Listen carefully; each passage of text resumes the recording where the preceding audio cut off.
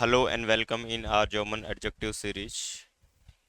In this series day 7 आज हम बात करेंगे 20 एडजेक्टिव्स की। इस सीरीज में हम एवरीडे 20 एडजेक्टिव्स डिस्कस करते हैं, मोस्ट इंपॉर्टेंट एडजेक्टिव्स, और उनके साथ में कैसे सेंटेंसेस की पॉसिबिलिटी हो सकती है, यानी एडजेक्टिव्स का सेंटेंसेस में यूज कैसे होता है, हम उसकी भी बात करते हैं। So today is day 7। This is फ्रेश। फ्रेश that means cheeky, cheeky that means naughty. एयर इज manchmal फ्रेश, ही इज समटाइम नॉटी, वो कभी कभी बदमाशी करता है। देयर हुन वार फ्रेश, the dog was naughty, cheeky you can say. Verrückt, the second adjective is verrückt, that means crazy. Das war eine verrückte Idee. Normal जब हम एडजेक्टिव्स की बात करते हैं और इसके साथ में कभी कभी हम एडजेक्टिव एंडिंग्स भी देखते हैं। हियर इज नॉर्मल verrückt ना, original adjective is verrückt। So adjectives के साथ में कभी कभी हम एडजेक्टिव एंडिंग लगाते हैं, और एडजेक्टिव एंडिंग कब लगाते हैं? जब कोई भी एडजेक्टिव के बाद में नाउन आ रहा हो। एडजेक्टिव के बाद में नाउन आ रहा हो तो according to noun and verb हम चेक करते हैं कि इसकी एंडिंग क्या हो सकती है। अगर एडजेक्टिव एंडिंग आपको आती है या आप इसको वापस से देखना चाहते हैं, तो इसी सीरीज का जो फर्स्ट लेक्चर है वो एडजेक्टिव एंडिंग पे है, तो आप दे सकते हो। das war eine verrückte Idee. So Idee that means idea. That was a crazy idea. Sie ist verrückt nach Musik. She is crazy or passionate. Verrückt का मतलब passionate or crazy you can say. She is passionate about music. So here is Juktan. Juktan that means shy. Das Mädchen is sehr Juktan. Juktan that means shy. The girl is very shy. एरिस्ट वेनिस जुक्टन, वो थोड़ा shy है। वेनिस that means little ना, again.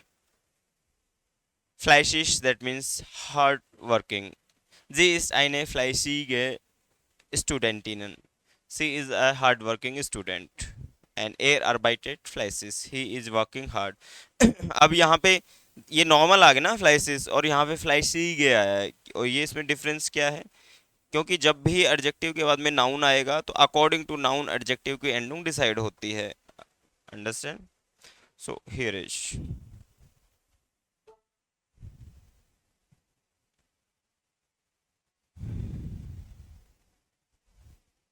he is faul. Faul that means lazy. Er ist heute sehr faul. He is very lazy today. आमतौर पे ये संडे होता है, जॉन्टाग। जी tut nicht. Ji is faul. She is not tired. She is lazy. Tut nicht मतलब वो pen में नहीं है। इन अंडरस्टैंड? सो unordentlich मतलब मैसी, बिखरा पड़ा हुआ। The simmer is unordentlich. The room is messy. Messy that means बिखरा हुआ। The Schreibtisch is unordentlich. The writing table is messy. Understand? Ordentlich that means steady, in sequence. Dein Zimmer is sehr ordentlich. Your room is very steady. Er ist sehr ordentlich Menschen. ऑर्डेंटलिश in context you can say punctual को भी हम ऑर्डेंटलिश कहते हैं। तो एक के साथ में आपको जो भी एडजेक्टिव सीखे तो उसके एक से ज़्यादा मीनिंग भी सीखें आप, क्योंकि एक से ज़्यादा सिचुएशन में अलग अलग मीनिंग भी होते हैं। हियर इज पंचुअल भी कह सकते हैं, इन सिक्वेंस भी कह सकते हैं। You can say here is creative. Creative that means creative. जी इज eine kreative Person. So she is a creative person. Er hat kreative Eden. उसके पास बहुत क्रिएटिव आइडिया है। He has creative idea. Practice that means practical. Das is eine praktische Lösung. This is a practical solution. और ये ऐसे sentence, जब हम ये sentence adjective के साथ में सेंटेंस यूज करते हैं, तो आप मोस्ट कॉमनली देखते हो जब आप अपनी बात कहना चाहते हो या कोई थीमा प्रेजेंट करना चाहते हो या कोई सिचुएशन एक्सप्लेन करना चाहते हो, तो आमतौर पे लाइक कोई आप प्रॉब्लम डिस्कस कर रहे हैं, तो this sentence you can usually use. das ist eine praktische Lösung. This is a practical solution. ये आप अगर कोई सॉल्यूशन देते हैं, सजेशन देते हैं, तो बता भी सकते हैं। das ist ein praktischer Rucksack. Practical backpack. Here is unpraktisch. Here is unpraktisch that means impractical. Das ist eine unpraktische Idee. This is impractical idea. And here is their plan is unpraktisch. The plan is impractical. Cool, that means cool. Es war ein cooler Abend. It was a, अभी normally cool था ना, cooler इसलिए हुआ है क्योंकि abend के according, but that means evening. It was a cool evening. Cool.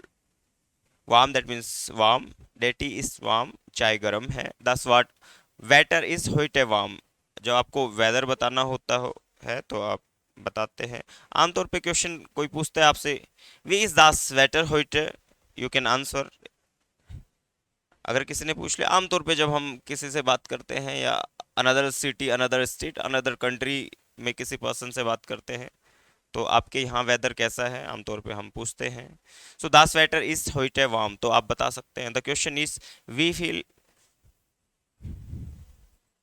We इज द स्वेटर होइटे, यू कैन से ना, वी इज वेटर होइटे. हाउ इज वेदर टुडे, आज वेदर कैसा है, तो आप कह सकते हो द स्वेटर इज होइटे वार्म, आज गर्म है. रूहिस, दैट मीन्स काम. एर इज ईमर रूहिस, वो हमेशा एकदम काम रहता है यानी शांत रहता है. डेजी व रोहिश, रोहिश का मतलब पीसफुल भी होता है ना, काम. सो डेजी व रोहिश, the ocean sea is calm. Loud, that means loud. Their music is so loud. Their music is so loud. जब हम नॉर्मली अगर शू यूज करते हैं, शू एक्सप्लेन करता है कि बहुत ज़्यादा लाउड है. So that means to, understand, very loud. देयर हुंड बेल्ट जिस जेर लाउड, जो डॉग है वो बहुत ज़्यादा भौंक रहा है, इन कॉन्टेक्स्ट बहुत ज़्यादा लाउड भौंक रहा है. Friendly, that means friendly.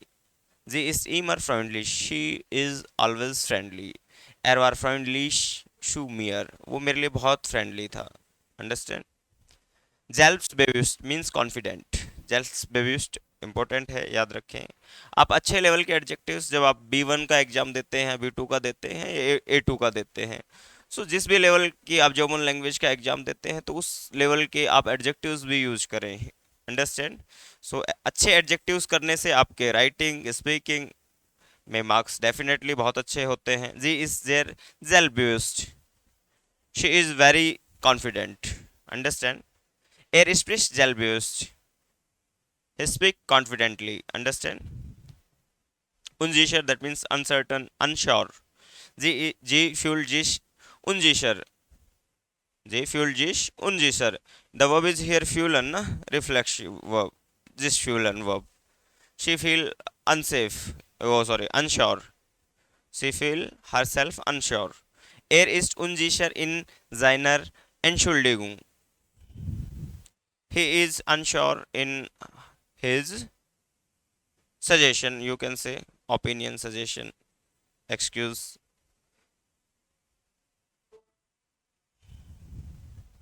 Here is glacis, that means sociable. Here is gay slavish, and G is in gay slavish unfreundlich. He is very sociable and they are very friendly and sociable. Sociable, you can say. Abenteuer, Abenteuerlustig, that means adventures. Er ist Abenteuerlustig. Abenteuerlustig, he is adventures. Sie ist, sie liebt abenteuerlich reisen. She love or she like adventures trip. Wünstet, that means angry.